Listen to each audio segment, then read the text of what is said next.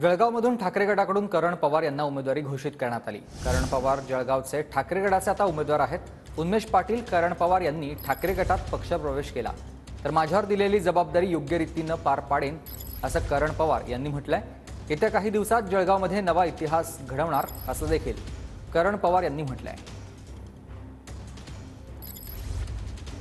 उमेदवार करण पवार आहेत, आपण त्यांच्याशी बातचीत करणार आहोत। आज उन्मेष पाटील यांच्यासोबत पक्षप्रवेश झाला आणि आता तुम्हाला उमेदवारी देखील डिक्लेअर करण्यात आली।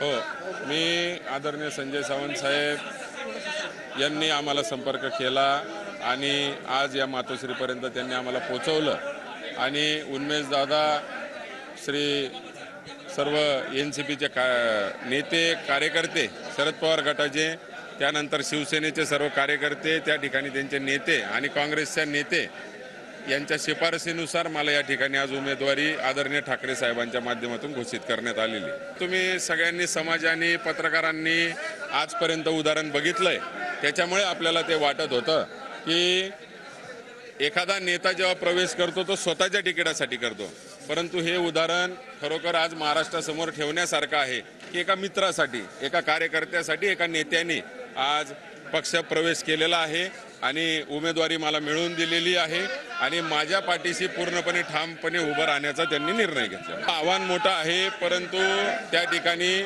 शिवसेनेची ताकद, शिवसेनेचा मतदार, भारतीय जनता पार्टीत कार्यकर्त्यांचे होत असलेली घुसमट आणि अनेक असे प्रश्न, मुद्दे त्या ठिकाणी आहेत। एक चांगल्या चेहऱ्याचं तिकीट कापण्याचं जे चुकी भारतीय जनता पार्टीकडनं आपल्या जळगाव जिल्ह्यामध्ये झालेली आहे, त्या ठिकाणी या सगळ्याचे परिणाम त्या ठिकाणी भारतीय जनता पार्टीलाही त्या ठिकाणी सामोरे जाताना त्यांनाही मोठं आव्हान त्या ठिकाणी राहणार आहे। कॅमेरामन कमलेशसह निवृत्ती बाबर, TV9 मराठी, मुंबई।